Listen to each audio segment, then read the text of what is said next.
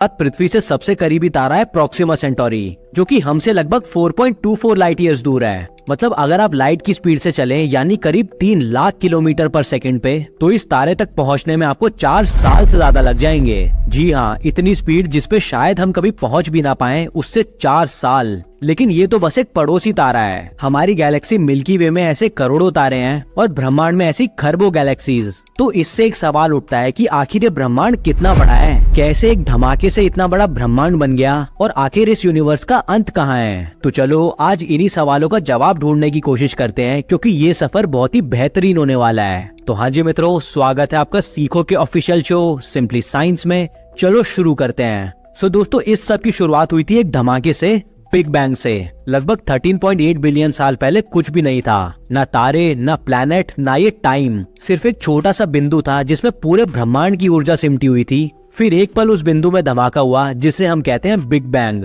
इसी से हुआ टाइम का जन्म, स्पेस का निर्माण और शुरू हुआ हमारा ब्रह्मांड। लेकिन सबसे अजीब बात यह है, हमारा ब्रह्मांड अभी भी बढ़ रहा है और वो भी बहुत तेज। सोचो, एक गुब्बारा है जिसमें कुछ डॉट्स बने हैं। ये डॉट्स गैलेक्सीज हैं और जैसे जैसे गुब्बारा फूलता है, डॉट्स एक दूसरे से दूर होते जाते हैं। डॉट्स खुद नहीं चल रहे, लेकिन उनके बीच का स्पेस बढ़ रहा है। बस वैसे ही ब्रह्मांड भी फैल रहा है और जितनी दूर कोई गैलेक्सी होती है उतनी तेज वो हमसे दूर जा रही होती है। अब सवाल ये उठता है, अगर ये एक्सपेंशन ऐसे ही चलता रहा तो आगे क्या होगा। साइंटिस्ट के हिसाब से अगर 150 बिलियन साल और बीत गए तो हमारे आसपास की ज्यादातर गैलेक्सीज हमारी देखने की सीमा से बाहर चली जाएंगी। रात के आसमान में तारे दिखना बंद हो जाएंगे, सब कुछ अंधेरा लगने लगेगा। एक समय आएगा जब सिर्फ कुछ ही गैलेक्सीज हमारे पास नजर आएंगी, बाकी सब गहरे अंधेरे में खो जाएंगी। और फिर एक दिन जब एक्सपेंशन अपने मैक्सिमम तक पहुंच जाएगा तो क्या ब्रह्मांड एक गुब्बारे की तरह फट जाएगा। कुछ साइंटिस्ट कहते हैं हो सकता है ये सब कुछ फिर से बर्बाद हो और एक बिग क्रंच हो, और शायद उसके बाद एक नया बिग बैंग,